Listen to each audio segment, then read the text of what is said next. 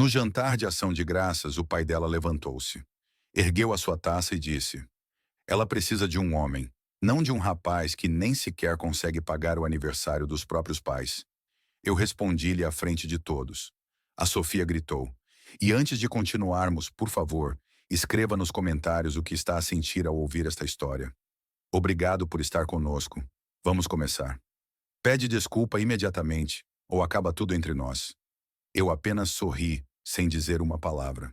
E quando ela voltou para casa, algumas semanas depois, a casa já não existia. O meu nome é Miguel. Tenho 32 anos. Durante o dia, sou gestor de projetos. À noite, sou a pessoa da família que resolve tudo. Eu sei que números me acalmam. A minha mulher chama-se Sofia, tem 30 anos. Ela é inteligente, encantadora, a menina de ouro da sua família.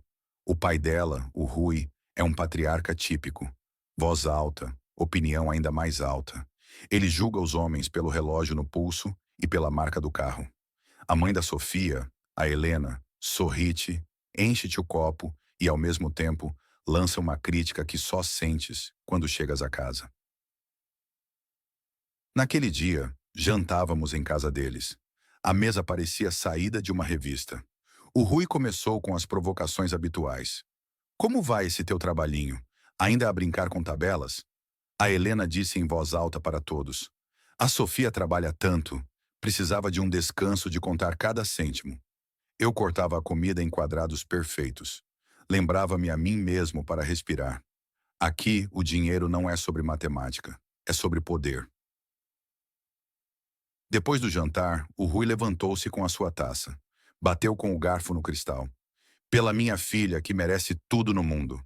Ele virou-se para mim com um olhar de desprezo. Ela precisa de um homem, não de um rapaz que nem sequer consegue pagar o aniversário dos próprios pais. Os garfos pararam no ar. Os dedos da Sofia agarraram o guardanapo com força. Eu olhei para o Rui. Ele sorria satisfeito. Eu não me levantei. Eu não fiz um discurso. Apenas olhei nos olhos dele e disse calmamente: O senhor está enganado. Ele piscou os olhos. O que é que tu disseste? O senhor está enganado, repeti eu com o mesmo tom. A Sofia levantou-se de um salto. A sua voz tremia. Pede desculpa imediatamente, ou acaba tudo entre nós. A sala inteira prendeu a respiração. Eu apenas sorri, sem mostrar os dentes. E não disse mais nenhuma palavra. E quando ela voltou algumas semanas mais tarde, à procura da nossa casa, já não havia casa nenhuma para onde voltar. O jantar de ação de graças na casa dos pais da Clara sempre foi mais uma apresentação do que uma celebração. A casa deles, impecável e fria, parecia um museu onde não se podia tocar em nada. Antes mesmo de nos sentarmos, Clara me puxou para um canto da cozinha. Ela segurou minha mão, seus olhos suplicando. Por favor, não reaja, ela sussurrou. Papai não está de bom humor hoje. Eu apenas assenti, mas pensei comigo mesmo que o mau humor do Ricardo era o seu estado padrão quando eu estava por perto. Eu sou gerente de projetos. Meu mundo é feito de planilhas, prazos e lógica. Eu gosto da previsibilidade, da estabilidade que construí para nós dois, sem dívidas e com um plano claro para o futuro. Mas para a família dela, eu era apenas o garoto modesto que não entendia de coisas boas. Ao longo do ano, ouvi comentários disfarçados sobre meu carro, sobre nossas férias simples, sobre por que eu não investia em relógios caros. Ricardo, o pai dela, costumava dizer com um ar de sabedoria: um homem de verdade cria memórias que valem a pena emoldurar, olhando para mim como se minhas memórias fossem descartáveis. A noite se arrastava com conversas vazias sobre ações e viagens à Europa. Eu me sentia um ator em uma peça que eu não tinha ensaiado. Então veio a sobremesa. Ricardo se levantou, batendo levemente o garfo em sua taça de cristal. O falatório cessou instantaneamente. Todos os olhos se voltaram para ele, o patriarca no trono da sua sala de jantar. Ele começou com agradecimentos genéricos, a voz cheia de uma falsa modéstia. Mas então, seu olhar encontrou o meu através da mesa. Um brinde à minha filha, Clara, ele disse, e o tom mudou, tornando-se cortante como vidro quebrado. Que ela finalmente tenha o que merece na vida. Ele fez uma pausa dramática, garantindo que tinha a atenção de todos. Ela precisa de um homem, não de um garoto que nem consegue pagar pelo aniversário de seus pais. O silêncio que se seguiu foi pesado, quase sólido. 20 pares de olhos se fixaram em mim. Senti o calor subindo pelo meu pescoço, meu rosto queimando de humilhação. Vi o rosto de Clara ficar pálido. Seus lábios se entreabriram em choque silencioso. Cada segundo daquele silêncio era uma facada. Você já sentiu isso? Aquele momento em que o mundo inteiro parece encolher ao tamanho de uma única sala, apenas para te esmagar? Por um instante, o sussurro de Clara ecoou em minha mente. Não reaja. A mão dela encontrou minha perna por debaixo da mesa. Um aperto desesperado me implorando para engolir aquilo. Engolir mais uma vez. Mas quando levantei os olhos e vi o sorriso satisfeito no rosto de Ricardo, algo dentro de mim se partiu. Era o fim de um ano inteiro de desrespeito silencioso, de sorrisos forçados, de me sentir pequeno. Ele não estava apenas me insultando. Ele estava tentando me quebrar na frente de todos que eu amava. Toda a minha paciência, toda a minha pragmática calma evaporou. Lentamente, empurrei minha cadeira para trás. O som do atrito da madeira no chão polido foi como um tiro no silêncio absoluto. Eu me levantei. Peguei meu copo d'água, o vidro gelado em minha mão trêmula. Todos me encaravam, segurando a respiração. Minha voz saiu firme, cortando o ar pesado da sala. Com licença, Ricardo. Acho que você se esqueceu de alguns detalhes importantes. Pede desculpa imediatamente, ou acabou tudo entre nós. A voz da Sofia ecoou pela sala, afiada como vidro partido. Mas eu apenas sorri, em silêncio. Um sorriso pequeno, cansado. E o meu silêncio foi a resposta mais honesta que lhe podia dar, a única que me restava. Aquela fúria dela não era por causa de uma simples discussão. Era a conta de um passado que ela se recusava a ver. Um passado que me tinha esgotado por completo. A semente desta rebelião silenciosa foi plantada há uns anos. Na festa surpresa dos 30 anos de casamento dos pais dela, o Jorge e a Isabel.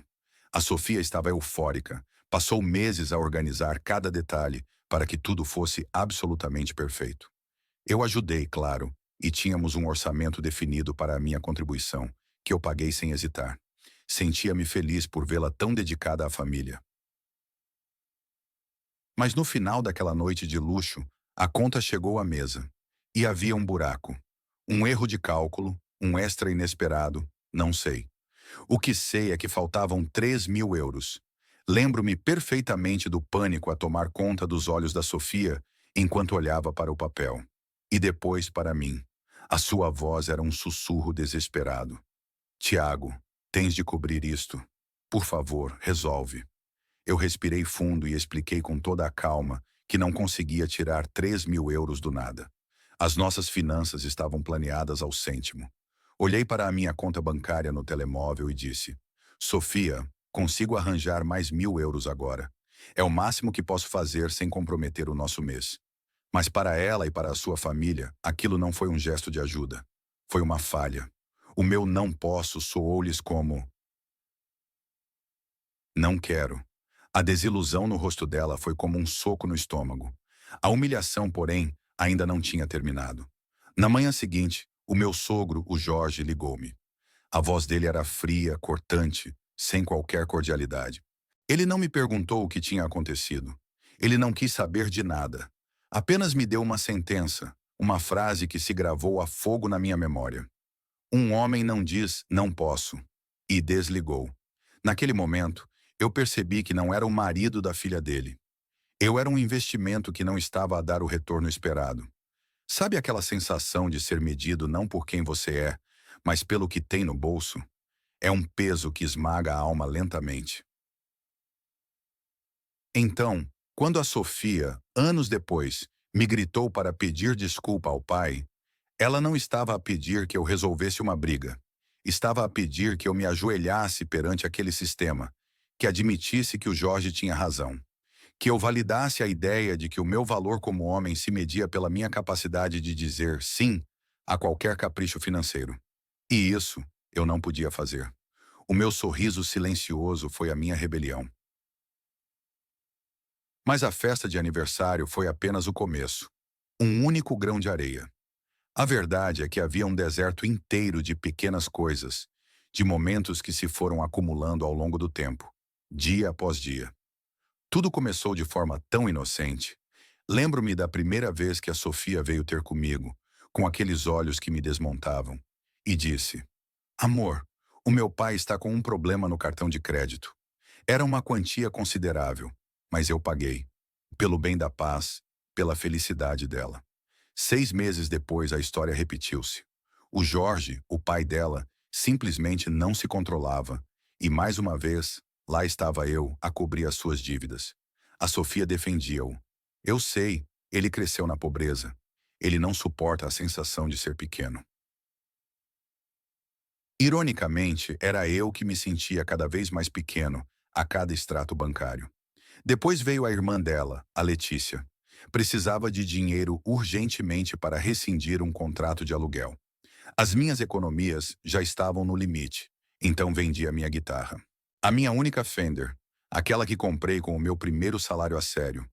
Para mim não era apenas um objeto, era um pedaço da minha identidade, dos meus sonhos. Vê-la partir foi como vender uma parte de mim. E o Ricardo, o irmão dela? O que começou como um empréstimo para um negócio que nunca arrancou, rapidamente se tornou um presente. Cada vez que eu perguntava sobre isso, recebia um sorriso desarmante e a mesma frase. É só família, dizia a Sofia, seguida da promessa vazia. Eu te pago de volta. Cansado de ser o banco da família, tentei impor alguma ordem. Criei uma planilha, um orçamento conjunto simples com um limite claro para ajuda familiar. Mostrei-lhe, cheio de esperança, pensando que finalmente iríamos resolver isto como uma equipa. Ela olhou para o ecrã, sorriu e disse a palavra que estilhaçou a minha esperança. Ah, que fofo! Fofo? Naquele momento, percebi que os meus limites, as minhas preocupações, o meu esforço para nos proteger, nada disso era levado a sério. Eram apenas uma sugestão fofa. Sabe aquele sentimento? Quando você tenta construir uma parede para se proteger e alguém simplesmente a trata como se fosse feita de papel, é um tipo de invisibilidade que dói na alma. A verdade é que cada sim que eu dizia era um pequeno corte. Um corte na minha autoconfiança, no meu valor, no meu futuro. Aos poucos eu deixei de ser o Léo, o parceiro dela, e tornei-me o resolvedor de problemas. O caixa eletrônico sempre disponível. A gota d'água aproximava-se, disfarçada de um feriado feliz.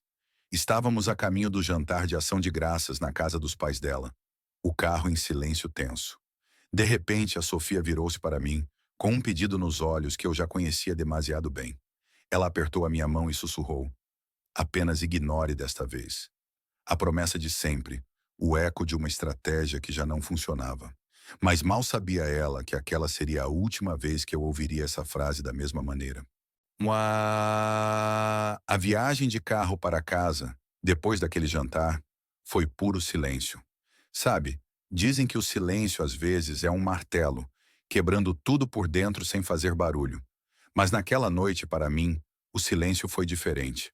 Foi uma porta se abrindo lentamente. Quando entramos na nossa cozinha, a luz fria do teto parecia um holofote num palco. Laura virou-se para mim, os olhos sem qualquer calor, e me deu o seu ultimato final. Se você não consertar isso amanhã, eu vou para a casa dos meus pais. A pausa dela foi pesada, carregada. E vou ficar lá até que você conserte. Todos nós sabíamos o que consertar isso significava. Significava rastejar de volta para o pai dela, aceitar o acordo dele, engolir meu orgulho e viver sob as regras dele. Significava desistir de mim mesmo mais uma vez. Ela não esperou por uma resposta. Ouviu o meu silêncio, pegou a bolsa e saiu. O som da porta da frente batendo ecoou pela casa. Aquele clique não soou como abandono ou derrota. Soou como um ponto final. O fim de um capítulo que já tinha durado tempo demais. Fiquei ali, sozinho no meio da cozinha, e pela primeira vez em meses, não senti desespero. Eu senti clareza. Uma clareza afiada, brutal e absolutamente libertadora. Você já sentiu isso? Aquele momento estranhamente calmo em meio ao caos, quando a única resposta possível finalmente se torna óbvia? Eu não ia consertar nada nos termos dela. Eu finalmente ia consertar as coisas do meu jeito. Ali mesmo, na ilha de mármore onde planejamos nossas férias e nossos sonhos, abri meu laptop. A tela iluminou meu rosto e eu comecei a digitar. Não era uma lista de vingança. Era uma lista de honestidade. Um plano de ação concreto para desmantelar a nossa vida. Item 1. Separar nossas finanças imediatamente. Item 2. Cancelar os cartões de crédito adicionais. Sim, o da mãe dela também. Item 3. Ligar para o banco e congelar os fundos da nossa conta conjunta. Item 4. Pesquisar a cláusula de rescisão do contrato de aluguel deste apartamento. Cada linha que eu escrevia era um tijolo que eu removia da parede daquela prisão. Cada palavra era um passo para fora do labirinto. Esta não era a reação de um homem de coração partido. Era a ação de um homem que estava se recuperando. A lista na tela brilhante era o mapa para a minha liberdade. Mas era apenas a intenção, a planta baixa. A execução começaria pela manhã. E o primeiro passo seria o mais doloroso. Abrir os extratos bancários da nossa conta conjunta e encarar a verdade que eu suspeitava, mas me recusava a ver, escondida naquelas transações. Enquanto Sofia esperava meu pedido de desculpas, eu estava ao telefone com o banco, o gestor do nosso prédio e o RH da minha empresa. Eu não estava me desculpando. Estava metodicamente desmontando nosso mundo compartilhado, tijolo por tijolo. A Operação Linha Vermelha havia começado. Tudo se tornou cristalino às 7h15 da manhã, com o extrato do cartão de crédito conjunto aberto no meu notebook. Salão de luxo, floricultura caríssima, cobranças que eu não autorizei em um dia que ela jurou ter passado em casa. Foi a confirmação que eu precisava. Aquela gota d'água que não transbordou o copo, mas o quebrou em 1000 pedaços. Às 8 em ponto, eu já estava na linha com a gerente do banco. Minha voz era calma, quase fria. Com precisão cirúrgica instruí. Gostaria de remover todos os usuários autorizados dos meus cartões de crédito. Depois o golpe final. E desativar permanentemente a conta de débito secundária. Silêncio do outro lado. A cada clique que eu ouvia, sentia um peso saindo das minhas costas. Às 9, a ligação foi para o RH. A conversa foi ainda mais curta. Preciso alterar meus dados bancários para o pagamento. Forneci o número de uma nova conta. Uma conta só minha, aberta na semana anterior em segredo. Meu salário, o fruto do meu suor, não seria mais desviado para sustentar uma vida de mentiras. A ligação mais difícil veio às 10h30, para o proprietário do nosso apartamento. Respirei fundo. Hipoteticamente, comecei. Se um inquilino precisar rescindir o contrato mais cedo, quais seriam as condições? Ele foi direto, explicou a multa, os termos. Surpreendentemente, no final da tarde, o formulário de rescisão já estava no meu e-mail, esperando uma assinatura. O caminho de fuga estava pavimentado. Você já sentiu aquele silêncio estranho depois de tomar uma decisão que muda tudo? Aquela mistura de alívio e pavor, sabendo que não há mais volta? Foi nesse silêncio que meu celular vibrou. Uma mensagem da minha sogra. O pai dela está esperando por você às 3. Você ainda pode consertar tudo. Consertar? Eles ainda achavam que eu era o problema. Eles ainda acreditavam que o caixa eletrônico da família voltaria a funcionar com um simples pedido de desculpas. Mas o caixa eletrônico estava fechado. Para sempre. Naquele fim de dia, pela primeira vez em anos, eu não era mais financeiramente vulnerável. O plano estava executado.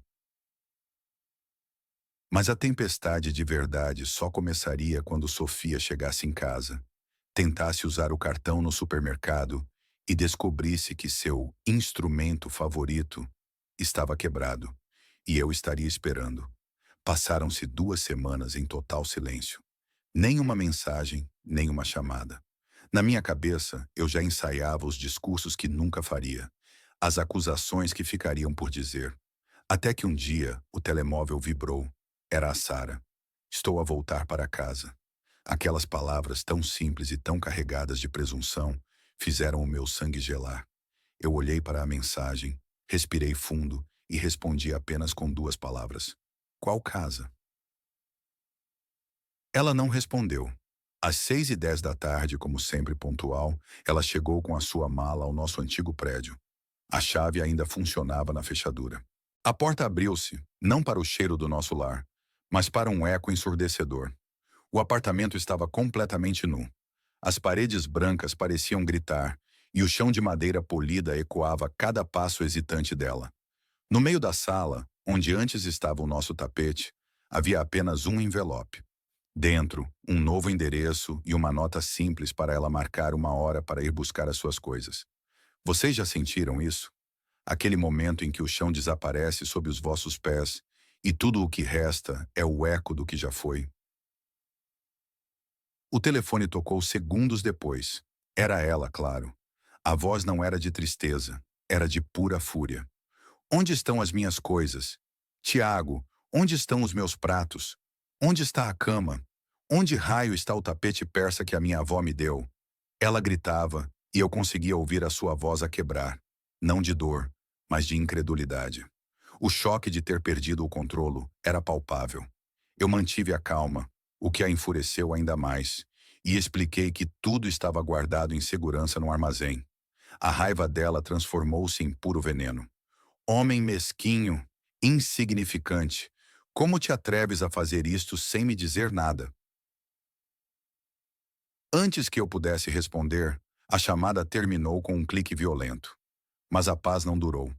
Menos de 5 minutos depois, o telefone tocou outra vez. Desta vez não era ela. Era o irmão dela, o Ricardo. Ele não disse olá, nem perdeu tempo com formalidades.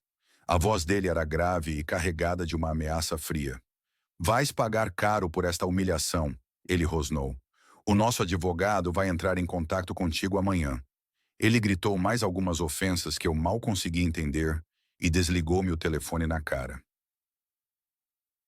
Eu fiquei ali, parado na minha nova cozinha, com o telefone mudo na mão. O choque e a raiva tinham tomado conta de tudo, transformando a dor numa batalha campal. As paredes do meu novo e pequeno apartamento pareceram encolher à minha volta. Percebi que os gritos não iam resolver absolutamente nada. Esta guerra não podia ser travada por telefone, com ameaças e insultos. A nossa próxima conversa teria de ser cara a cara. E teria de ser em território neutro. Nós nos encontramos numa cafetaria neutra, a meio caminho entre os nossos dois mundos. A Lara parecia exausta, com umas olheiras que eu nunca lhe tinha visto antes. Mas, ao mesmo tempo, havia algo diferente nela.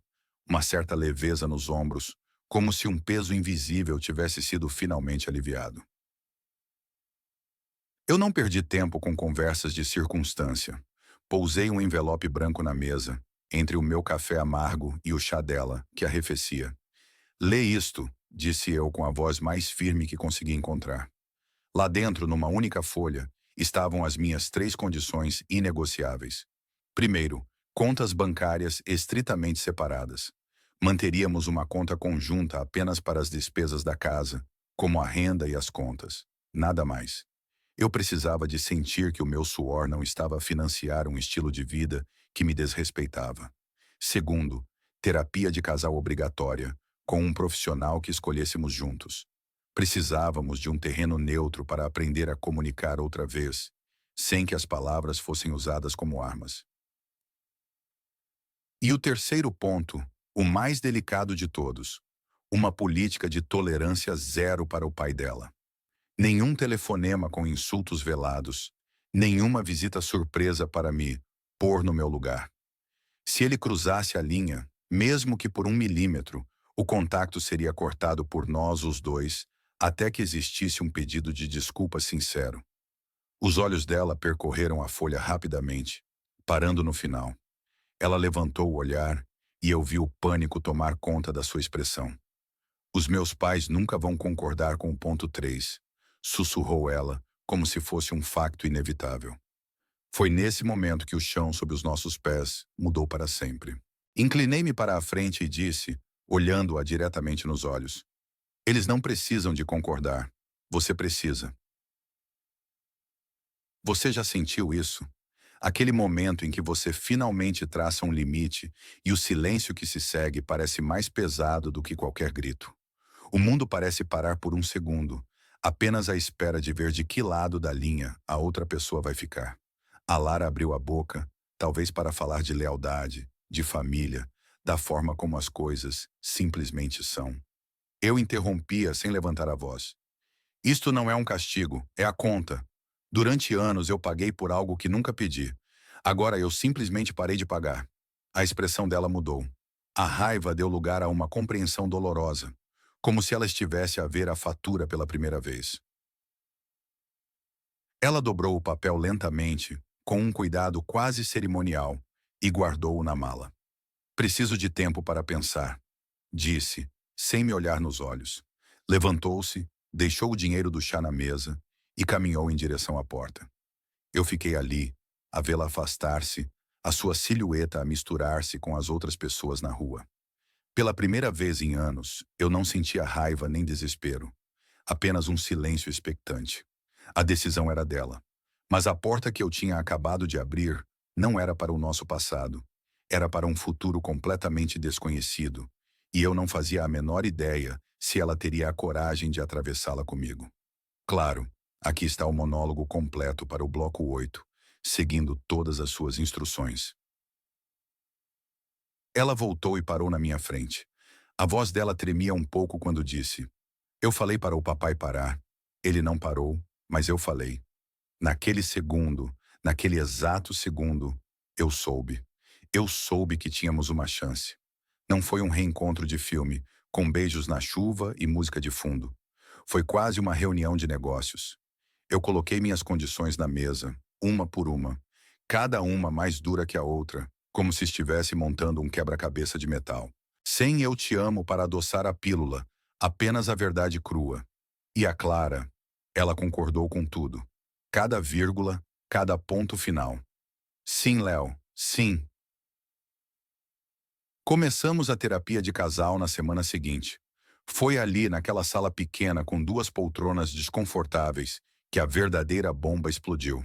Na nossa terceira sessão, ela olhou para o terapeuta, mas falou diretamente para mim, com os olhos cheios de uma honestidade que eu nunca tinha visto. Eu usei o Léo como um escudo, ela disse, engolindo em seco. Eu o usei para que meu pai ficasse com raiva dele, não de mim. O ar da sala ficou pesado, denso.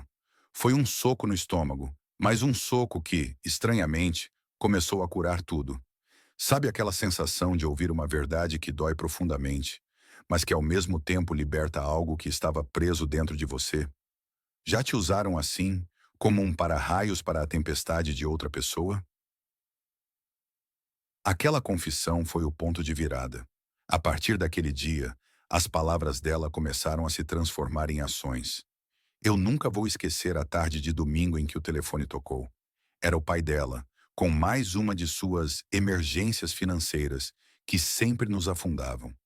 Eu vi a Clara respirar fundo, fechar os olhos por um instante e segurar a minha mão com força. Ela atendeu e disse com uma voz firme que eu não reconheci: Pai, eu te amo, mas não. Desta vez, não. Nós não podemos. Aquele nós era a nossa nova fundação. Aquele nós valia mais que qualquer casa grande ou carro de luxo. Não voltamos para a nossa antiga vida. Aquilo era um cemitério silencioso de promessas quebradas. Em vez disso, alugamos um apartamento minúsculo, quase um estúdio, onde a nossa cama quase tocava a geladeira. Assinamos juntos não só o contrato de aluguel, mas um contrato nosso, com regras claras sobre dinheiro, família e espaço pessoal. Outro dia, a Clara estava olhando para as nossas planilhas de orçamento e deu um sorriso. Meu lar, ela disse, é aqui, onde a matemática e o respeito se encontram. E era exatamente isso.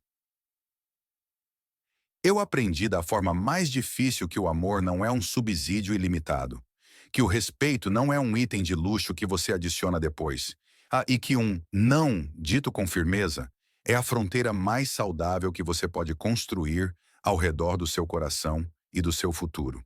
Estávamos construindo a nossa paz, tijolo por tijolo. Tínhamos nosso contrato, nosso novo lar, nossas regras. Parecia que finalmente tínhamos superado o pior e o preço da nossa paz havia sido pago. Mas a gente esquece que a paz, às vezes, é apenas um cessar-fogo. E a família dela ainda não tinha enviado a fatura final. Claro, aqui está o monólogo final para o seu vídeo, projetado para resumir a jornada emocional, reforçar a mensagem principal e criar uma forte intriga para o futuro. O tom começa reflexivo e calmo, gradualmente ganhando intensidade emocional antes de terminar com uma nota de suspense. E assim, a jornada de Marcos e Ava não termina. Ela se transforma. Vimos um homem encurralado, medido não por seu caráter, mas por seu extrato bancário. Um homem que, por amor, aceitou morrer por 1000 cortes financeiros e emocionais. Lembram-se do brinde da humilhação no dia de ação de graças? Aquele momento não foi o início do fim. Foi o gatilho para um novo começo. Foi o momento em que Marcos percebeu que o silêncio dele não estava comprando paz. Estava apenas financiando seu próprio desrespeito. O que se seguiu não foi um ato de vingança, como alguns podem pensar. Foi um ato de honestidade radical. O apartamento vazio, a lista de exigências, a conversa no café. Cada passo foi uma declaração. Uma declaração de que o amor não é um subsídio, de que o respeito é a fundação, não um luxo opcional. Marcos não demoliu a vida deles por raiva. Ele a desconstruiu para ver se havia algo real para salvar sob os escombros da pressão familiar e das expectativas tóxicas. E o mais importante, Ava escolheu. Pela primeira vez, ela não pediu a Marcos para ser um escudo. Ela não o usou para absorver a ira do seu pai. Quando ela voltou e disse, "Eu disse ao papai para parar", ela não estava apenas concordando com os termos dele. Ela estava escolhendo um nós que era mais importante do que a aprovação doentia de seu pai. Ela estava escolhendo reconstruir um lar, em vez de apenas morar em uma casa paga pela dignidade do seu marido. Eles encontraram um novo caminho, baseado em contas separadas e respeito mútuo. Eles estão em terapia, aprendendo a linguagem dos limites. Parece um final, não é? A calma depois da tempestade. Mas eu lhes pergunto, vocês realmente acreditam que um patriarca como Victor, um homem que mede o valor pela submissão, simplesmente aceita a derrota? A paz deles é nova, frágil. Ela foi construída sobre regras.